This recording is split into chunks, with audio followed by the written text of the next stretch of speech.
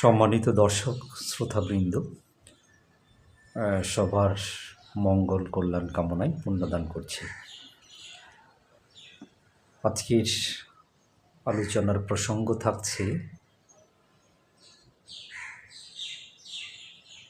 জীবন জীবিকা নির্বাহ এবং সম্পদ পরিভোগের ক্ষেত্রে বুদ্ধের শিক্ষা কী, বুদ্ধের উপদেশ কী, বুদ্ধের পরামর্শ কী, এ প্রসঙ্গ নিয়ে খুবই সংক্ষেপে একটু আলোকপাত করব। প্রথমত বলি যে উপার্জন, বুদ্ধের দর্শনের আলোকে একজন বৌদ্ধ হিসেবে আপনার উপার্জনের উৎসটা কেমন হওয়া উচিত।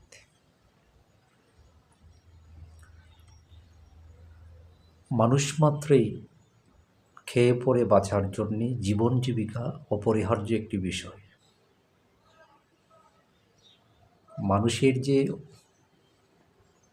দৈনন্দিন জীবনে যে প্রয়োজনীয় সামগ্রী কিংবা অবাধ চাহিদা আছে, কতগুলো অপরিহার্য আর কতগুলি হচ্ছে না হলেও চলে, কিন্তু মানুষ বিলাসিতা বলুন, শৌখিনের জন্য বলুন,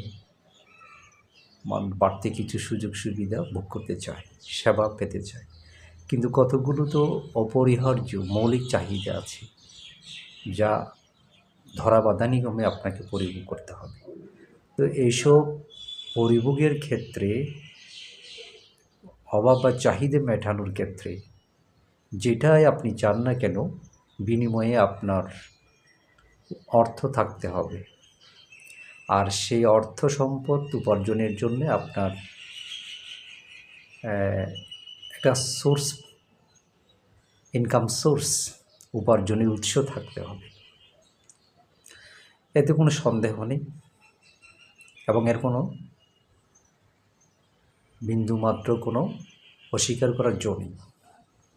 কিন্তু তারও একটা বিধান থাকতে হবে, তারও একটি পদ্ধতি নীতি থাকতে হবে বুদ্ধের পথে।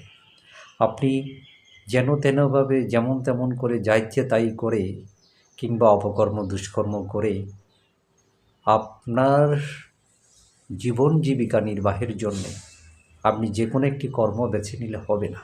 যদি আপনি একজন প্রকৃত মানুষ কিংবা একজন বৌদ্ধ হিসেবে আপনি বুদ্ধের আদর্শকে ধারণ করে বাঁচতে চান, ধারণ করতে চান, তাহলে বুদ্ধ কি বলেছেন এরই আলোকে সেটাও আপনাকে জানতে হবে। মানার বিষয় আসছে পরে। আমি বারবার বলে থাকি একটি কথা, মানার আগে আপনাকে জানতে হবে। আপনি যদি নাই জানেন মানবেন কি? সেই কারণে আপনি কি মানবেন কি মানবেন না, কি পালন করবেন কি করবেন না, কি গ্রহণ করবেন কি ত্যাগ করবেন, সেটা পরের বিষয়। আগে আপনাকে সেই সম্পর্কে জানতে হবে এবং সঠিক জানতে হবে, সঠিকভাবে জানতে হবে। সে কারণে আগে বুদ্ধ কি বলেছেন এটা জেনে নেব। ইনকামের বা উপার্জনের তো নানান উৎস থাকতে পারে। কেউ চাকরি বাকরি করে, কেউ গা গুতরে খেটে পরিশ্রম করে নানানভাবে মানুষ উপার্জন করে। আবার এর বাইরে গিয়েও মানুষ অন্যের ক্ষতি করে, সমাজকে কলুষিত করে, পরিবারকে ঝুঁকিতে ফেলে, নিজেকে ঝুঁকিতে ফেলে, নিয়ম নীতির তোয়াক্কা না করে, নানা ধরনের অসৎ উপায় অবলম্বন করে নানানভাবেও মানুষ উপার্জন করে। সেটা আপনারা কম বেশি সবাই জানেন। তো এত এত উপার্জনের উৎস আছে, তালিকা করে তো বলা শেষ করা যাবে না। কিন্তু বুদ্ধ কি করা যাবে না, আপনার জীবিকা উপার্জনের ক্ষেত্রে, আয় রোজগারের ক্ষেত্রে কি করা যাবে না সেটা বলেছেন বুদ্ধ। বিশেষ করে যার যার যোগ্যতা অনুসারে যে কোনো কর্ম করে মানুষ সৎ উপায় উপার্জন করতে পারে, কিন্তু প্রত্যেক ব্যক্তির ক্ষেত্রে কোন বিষয়গুলোকে বুদ্ধ কঠোরভাবে নিষেধ করেছেন, বারণ করেছেন যে আপনি কোনোভাবেই সেসব কর্ম করে আপনি সেখান থেকে উপার্জন করে ভোগ করতে পারবেন না, এমনকি আপনি যে দান দক্ষিণা ধর্ম করবেন সেটাও করতে পারবেন না, করা উচিত নয়। মূল কথায় ফিরে যাই। বুদ্ধ বলেছেন আপনার জীবিকা অর্জনের জন্যে আপনি প্রাণী বাণিজ্য করতে পারবেন না, প্রাণী নিয়ে ব্যবসা করতে পারবেন না, মাংস বাণিজ্য করতে পারবেন না, আপনি বিষ বাণিজ্য করতে পারবেন না। ভালো করে খেয়াল করবেন, বিষ বাণিজ্য। তারপর বলা হচ্ছে আপনি অস্ত্র বাণিজ্য করতে পারবেন না, অস্ত্র বাণিজ্য খেয়াল করবেন। তারপর বলা হচ্ছে মাদক বাণিজ্য করতে পারবেন না। এই 5 ধরনের বিশেষ ব্যবসা, এগুলো করে আপনি সেখান থেকে আয় রোজগার করে পরিভোগও করতে পারবেন না এবং ধর্মকর্মও করতে পারবেন না। কোনো অজুহাতেই আপনি সেটাকে বৈধ বলে আপনি উপস্থাপন করতে পারবেন না, প্রতিষ্ঠিত করতে পারবেন না। এখন যদি প্রত্যেকটা পয়েন্টকে ধরে ধরে আলোচনা করতে যাই, কি বিস্তর সময় লাগবে। সচেতন ব্যক্তি মানেই না বুঝার কথা না। 2500 বছর আগে সর্বজ্ঞ বুদ্ধ যে কথাগুলো বলে গেছেন, 2500 বছর পরে এসেও আজও সমানে যে সত্য বাস্তবতা আমাদের সামনে ধরা দিচ্ছে, আপনি অস্বীকার করবেন কী করে, এড়িয়ে যাবেন কী করে? বিশেষ করে বর্তমান পরিস্থিতি এবং বর্তমান বিশ্বের আলোকে চারদিকে আপনি একবার মিলিয়ে নেন তো বুদ্ধ কতটা যথার্থ বলেছেন। আমি একটু করে শুধু আমি একটা লাইন শুধু আলোকপাত করে যাই, তখন আপনাদের বুঝতে আরও সুবিধা হবে। প্রাণী বাণিজ্য মানে আপনারা তো গদবাঁধা মনে করবেন যে হাঁস মুরগির ফার্ম, গবাদি পশুর ফার্ম, মাছ চাষ, এসবগুলো প্রাণী বাণিজ্য। হ্যাঁ, ঠিকই আছে, এগুলিও প্রাণী বাণিজ্য। কিন্তু এর বাইরে যারা ভাবতে পারেন না, তাদেরকে আরও একটু বাইরে গিয়ে ভাবতে হবে। আজকে দেখুন, মানুষ মানুষকে পণ্যের মতো বেচাকেনা করছে সারা দুনিয়ায়।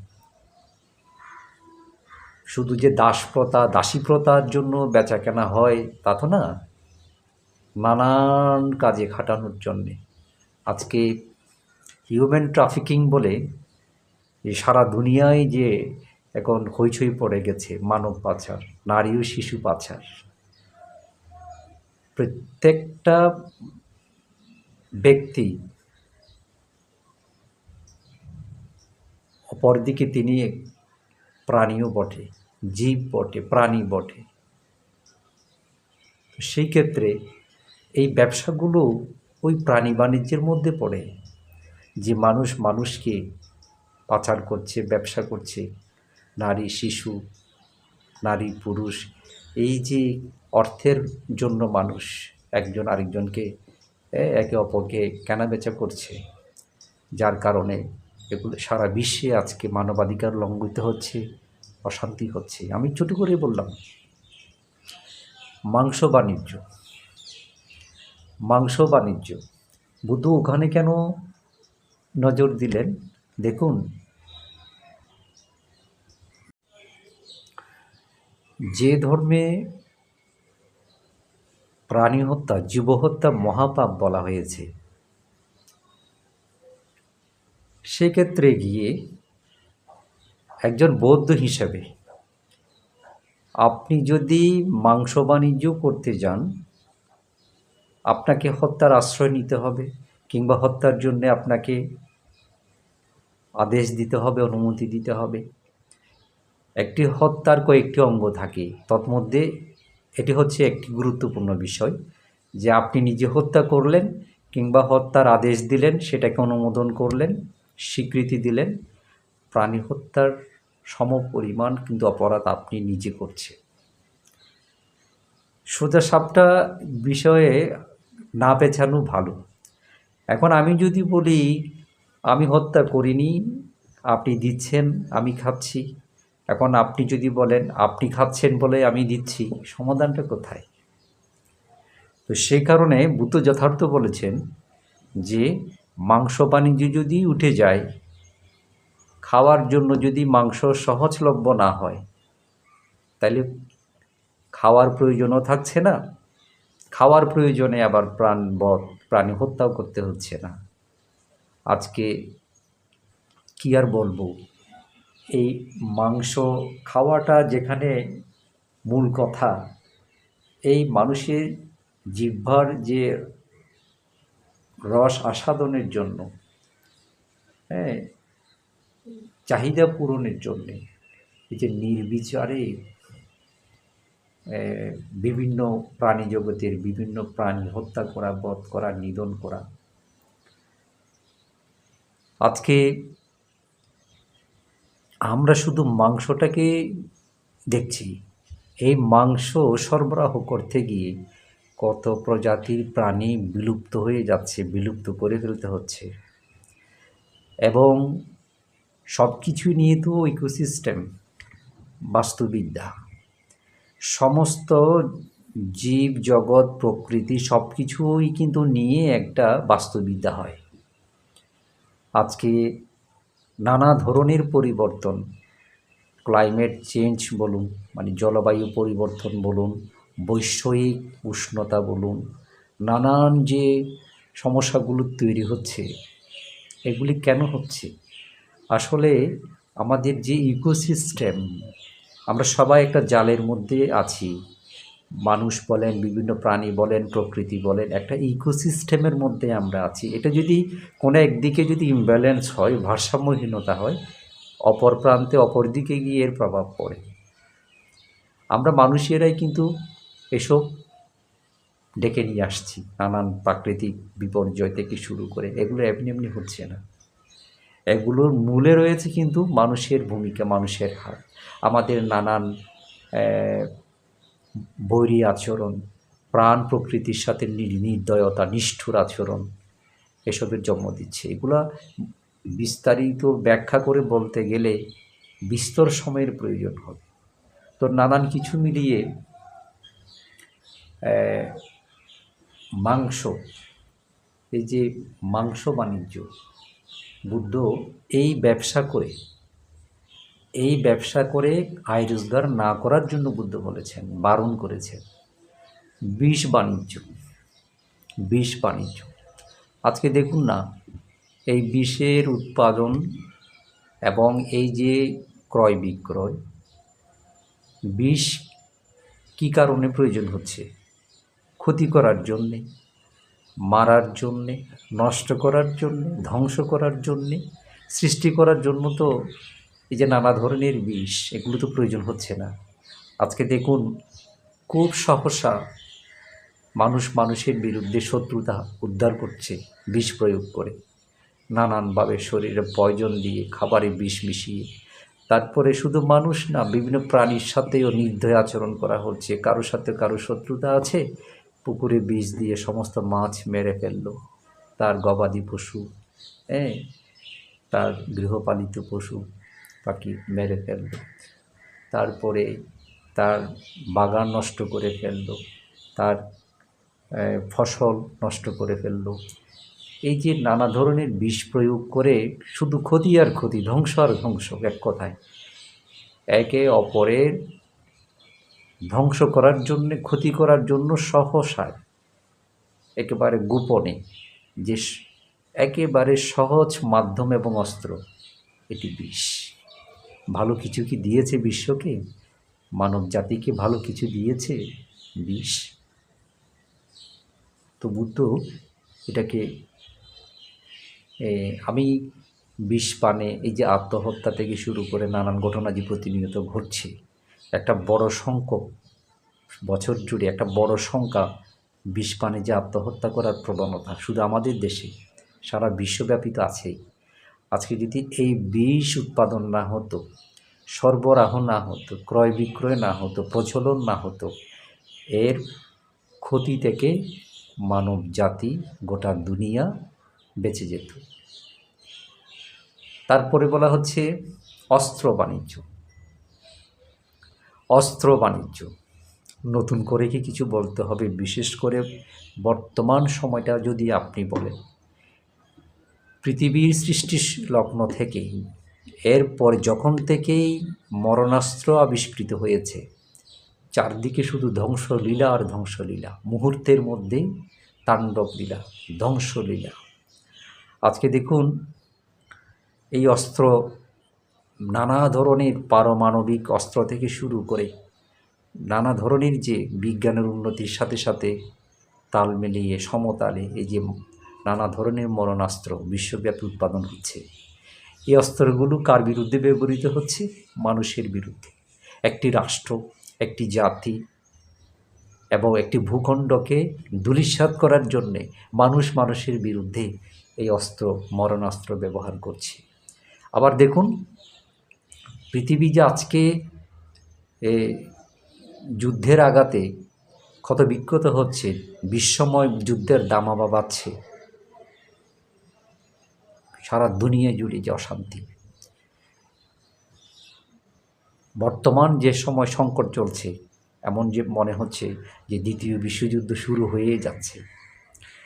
এগুলো কিসের উপর ভর করে হয়? মূলত অস্ত্রের উপরে। যুদ্ধ মানে অস্ত্র, যুদ্ধ মানে রক্তপাত, যুদ্ধ মানে হানাহানি, হিংসে, রক্তপাত, এবং মূলে কাজ করে অস্ত্র, নানা ধরনের অস্ত্র। আজকে কিছু রাষ্ট্র এক রাষ্ট্র আরেক রাষ্ট্রের বিরুদ্ধে যুদ্ধে ঝাঁপিয়ে পড়ছে, আবার কিছু পরাশক্তি রাষ্ট্র যারা কিনা সরাসরি অস্ত্র উৎপাদন করে সেই যুদ্ধপ্রবণ ভূখণ্ডে দেশগুলোতে অস্ত্র বিক্রির জন্য তারা মেতে উঠেছে।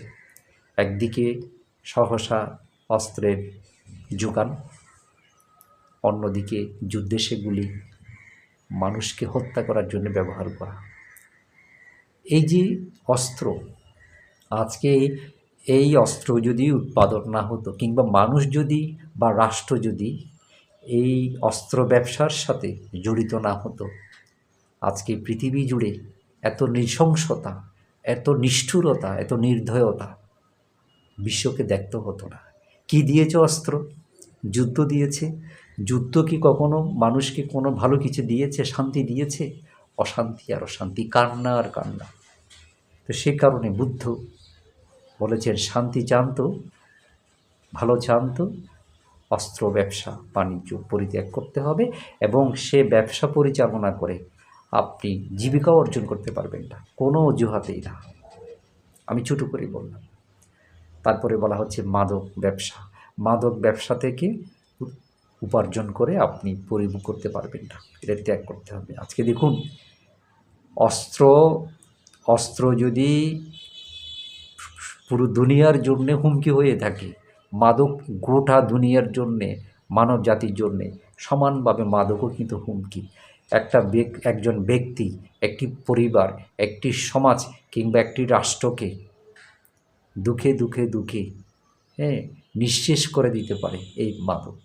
আজকে দেখুন যেভাবে মাদকের ছড়াছড়ি প্রজন্ম থেকে প্রজন্ম যেভাবে দূষিত হয়ে যাচ্ছে, কলুষিত হয়ে যাচ্ছে, আর মাদকের প্রকারের তো কোনো সীমাবদ্ধতা নেই। নতুন মাদক উৎপাদন হচ্ছে, আমাদের সমাজ এবং আমাদের ভাই বোন, আমাদের জেনারেশন সেটা আসক্ত হচ্ছে। কত সুন্দর জীবন, কত নারী পুরুষের কত সুন্দর জীবন, সম্ভাবনাময় জীবন, আলোকিত জীবন এই মাদকের থাবায় ছিন্ন ভিন্ন হয়ে গেছে, ধ্বংস হয়ে গেছে। কত পরিবারের শান্তি উধাও হয়ে গেছে, কত সমাজ ধ্বংসের মুখোমুখি দাঁড়িয়ে আছে। এটা সচেতন মানুষ মাত্রেই সবাই জানে যে মাদকের যে কালো থাবা কি ভীষণভাবে এক মানব সভ্যতাকে প্রতিনিয়ত গ্রাস করে চলেছে, ক্ষতি করে চলেছে। শুধু আমাদের দেশের প্রতিদিনের খবর দেখে মাদক সংক্রান্ত নানান ধরনের নিত্য নতুন যে ঘটনা, অবাক বাকরুদ্ধ করে দেওয়ার মতো ঘটনা ঘটছে মাদকের কারণে। তো বুদ্ধ এই মাদক ব্যবসাকে পরিত্যাগ করতে বলেছে। মানুষ স্বভাবত, আমি যুক্তি দিচ্ছি না, আমি কোনো অবস্থাতেই এটাকে সায় দিচ্ছি না যে মানুষ পাচ্ছে বলে মাদক নিচ্ছি, আমি সেটাকে প্রতিষ্ঠা করার চেষ্টা করছি না। আমি বলছি যে বুদ্ধ যে সেবনের জন্য যে পাপ অপরাধ কী কী ভোগ করতে হয় এটাও বলেছে। একই সাথে কেউ ভোগ করছেন, পাচ্ছেন বলে, কিন্তু যে বিক্রি করছেন, উৎপাদন করছেন, তার জন্য যদি ধর্ম না থাকে, তার জন্য যদি পাপ না থাকে, নীতি ও নীতি না থাকে, নীতি নৈতিকতা না থাকে, তাহলে তার এটা হলো না। বুদ্ধ সে কারণে মাদক সেবনকারীর যেমন ইহ পরকালের নানা ধরনের সমস্যা এবং পাপের কথা, দণ্ডের কথা তিনি বলেছেন, একই সাথে যারা এই মাদক উৎপাদন করে ব্যবসা বাণিজ্য করে তাদেরকেও, তাদের জন্য যে ইহ পরকালের জন্য নানা ধরনের সমস্যা আছে এবং নানা বিষয় উল্লেখ আছে ধর্মের আলোকে, এটাও কিন্তু আমাদেরকে জানতে হবে।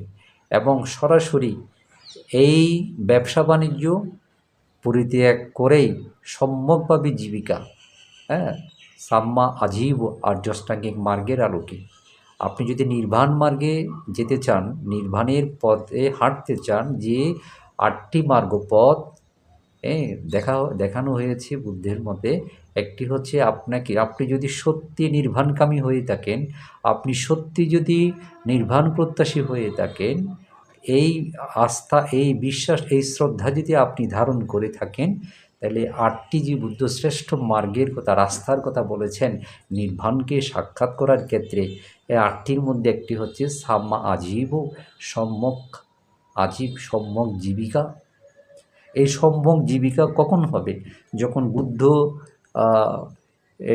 যে পঞ্চ নিষিদ্ধ বাণিজ্যের কথা বলেছেন, এই পঞ্চ নিষিদ্ধ বাণিজ্য ত্যাগ করে নিষ্পাপ, নিষ্কলঙ্ক, নিষ্কলুষ জীবিকা নির্বাহ করে আপনি যখন ধর্মকর্ম করবেন, জীবন জীবিকা নির্বাহ করবেন, পরিবার পরিচালনা করবেন, নিজেকে পরিচালনা করবেন, তখনই সেটা বলা হচ্ছে সম্যক জীবিকা।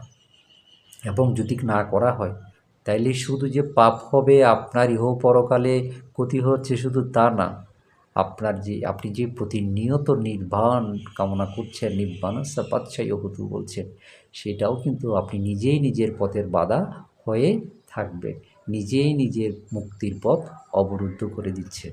তো সে কারণে আমাদেরকেই, আমরা যারা সেই ভুল পথে আমরা আছি ক্ষণিক এই জীবনে, খেয়ে পড়ে বাঁচার নানান পন্থা আছে, কিন্তু আমাদের এই যে লোভ, লালসা, সহসা আঙ্গুল ফুলে কলা গাছ হওয়ার এই যে আমাদের প্রবণতা, এই যে আমরা স্বপ্ন দেখি, ভুল পথে চলি, এই মাদকের পথ, এটা আমাদেরকে পরিহার করতে হবে। তখন ব্যক্তি জীবন, পারিবারিক জীবন, সামাজিক জীবন, রাষ্ট্রীয় জীবন, বৈষয়িক জীবন, আমাদের জীবনটা অত্যন্ত সুন্দর হবে, আকর্ষণীয় হবে, সর্বজন গ্রহণীয় হবে, গ্রহণযোগ্য হবে।